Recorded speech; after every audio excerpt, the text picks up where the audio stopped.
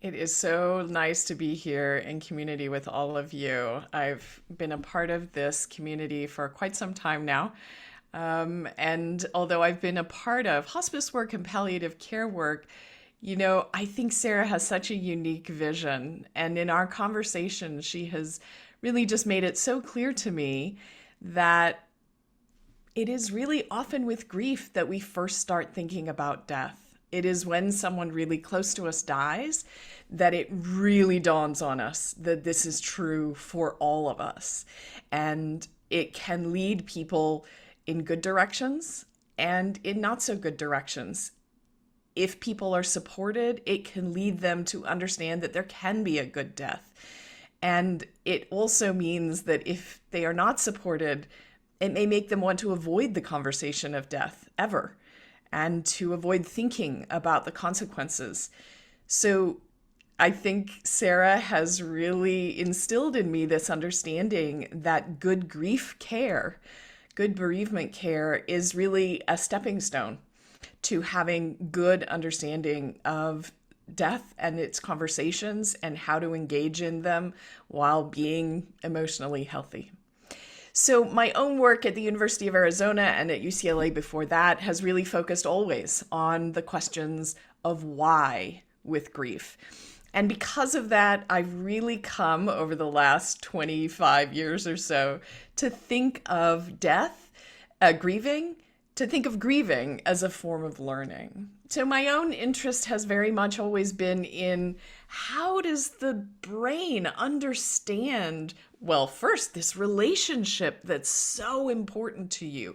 When we fall in love with, our romantic partner or fall in love with our child, it actually changes the physical proteins of the brain. It changes the connections of the brain. And the brain has very specific ways, particular regions that are involved in making that bond physically encoded. The challenge is that then, in the very unusual, thankfully, and unfortunate circumstances that loved one dies, the brain has to understand what the heck just happened. That for most of us, the brain has encoded this relationship as I will always be there for you and you will always be there for me. And that is a part of the bond. And the irony is that what we know from research is that your brain can believe two things at the same time. So it can have memories of being at the bedside as your loved one sort of diminished and then passed away. They died while maybe you were holding their hand. You have memories of this. Or even if it's the phone call that you got in the middle of the night that said that someone had died, you have memories of being there in that dark room. You have those memories. And so you can often say to people, I know that they've died. And it also just feels like they're going to walk through the door again, right? That feeling is because the brain can rely on two streams of information at the same time, even when they don't fit together at all. And I think this is part of why grieving takes so long, because it is a form of learning that is very difficult for your brain to understand. It's not that the person is lost. The solution to the person not being there is just to go get them, right? That's the brain's solution. They are not lost on some map.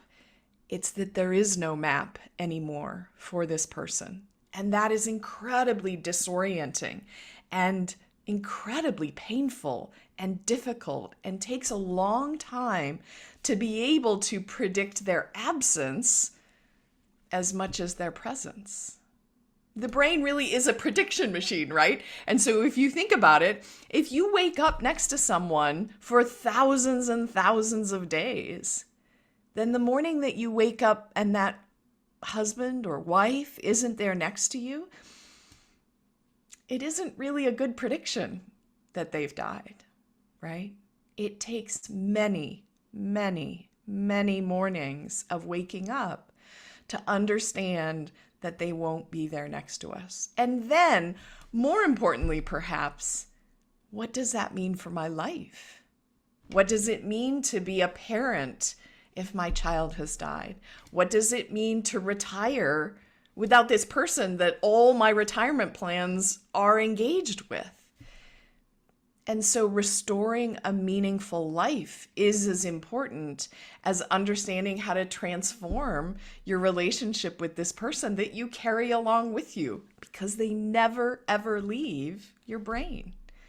So other people can't see and react to them, but it doesn't mean you're not carrying them, that you're not still talking to them, asking for advice and asking for support, that you're not living out their values or trying to be the best daughter or sister that you could be in order to honor the person who's died. I think something that I discovered in doing scientific research that has turned out to be really helpful for the people that I talk to is making a distinction between grief and grieving. So grief is that natural response to loss. It's that wave that overtakes you with its intensity and ferocity. And it is time limited. It is a wave and then it recedes again. Grieving, on the other hand, is the way that grief changes over time without ever going away. So what that means is that it can be 6 months, 6 years, 6 decades after someone has died.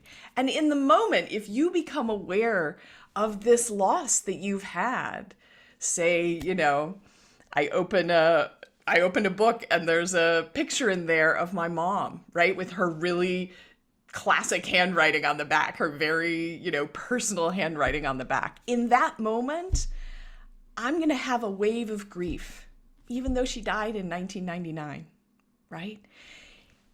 That doesn't mean there's been anything wrong with my grieving, because grieving is just that it changes over time, that grief is not as intense or as frequent, but that it still comes. You are now a person who will have waves of grief. And it may be more familiar. I may know better now, after the 101st time, how to find some comfort, for example, when I'm having that wave of grief. And I know that recently there has been a lot of discussion of a change in the way we might provide bereavement care. And that is in the form of the Diagnostic and Statistical Manual, the DSM, this sort of Bible that psychologists and psychiatrists use. They have included now, along with the ICD-11, which comes from the World Health Organization, something they call prolonged grief disorder. And I think this has been controversial for a lot of people. And I think partly it's because the science communication around it has been very poor. So if you'll allow me, I'm just going to take a minute to give you my 2 cents as a person who has worked toward this for a long time. I want to show you just a little bit of data that might help. And I should say first that everything in the DSM is called a disorder, right? In PTSD, the D is a disorder, right? Major depressive disorder. So there's nothing special about prolonged grief disorder in terms of using the term disorder. I want to just show you this piece of data because it really helped me, who was very skeptical 20 years ago when I started this work, until I saw differences in the brain between people who were adapting resiliently and people who were not having any change over time. In this graph here that we're looking at, you can see a bunch of different people who have been asked over and over again at many weeks during their first years following loss, how are you doing? And the how are you doing is in the form of grief. How much grief are you having on that tall vertical axis? And you see from this that from the data, we can find these 3 groups. There's the resilient group in blue, who you see have these medium levels of grief. We have grief, and over time we see that it declines in those months following loss. It goes up and down. It's not a linear process, but it changes in its frequency and intensity. And then in that green group, you see they have severe responses initially. They have this intense grief initially, and that over time, they also show changes in their grief, which we call grieving. This is, again, a reduction in the intensity and frequency, and a bunch of other things as well, but that's sort of the simplest way to put it. The group I worry about most is this group in red. And you see that group in red, although they're sort of all over the place, if you look at the dotted line, their grief isn't changing. They haven't gotten the advantages of the natural healing aspect of grieving. They are responding today the same way they did a month after the person died. And at about a year, I don't know if you can see my cursor, but if you look down to that 12 months following loss, you can start to see that the groups have really separated, that you can actually tell the difference between who is in which group. And that's why the DSM chose a year to think about where is the group of people that we could identify for whom we might provide intervention. We have very good empirically supported grief therapy now, psychotherapy targeted specifically at this group. Not because we're trying to take away their grief. We just said at the beginning, that's not possible. Grief is just this reaction.